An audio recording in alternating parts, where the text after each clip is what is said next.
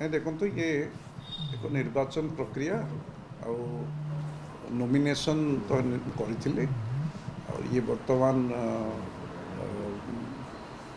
अन्य नॉमिनेशन नथिबा हेतु ये निर्विवादीय भाव निर्वाचन घोषणा ये माने जेहेतु एकक नॉमिनेशन थिला ये घोषणा करिसेंती अनकंटेस्टेड होइछि निश्चित रूपे ओडिशार ओलंपिक एसोसिएशन को सक्रिय करी आर जो यशस्वी प्रधानमंत्री नरेंद्र मोदी जो भारत वर्ष को 2047 रे एक विकसित देश करने जो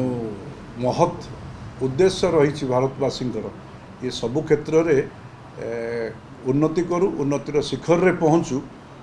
से ओडिशा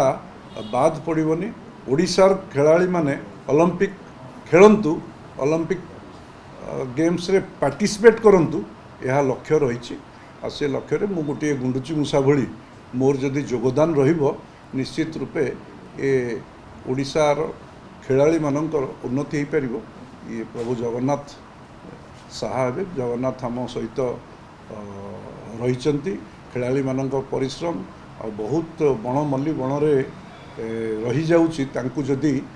प्रकृत इंफ्रास्ट्रक्चर जोगे दिज्व भित्तिभूमि हम से निश्चित रूपे आगामी दिन में ओलंपिक रे भाग नहीं पारे यह मोर सफल हो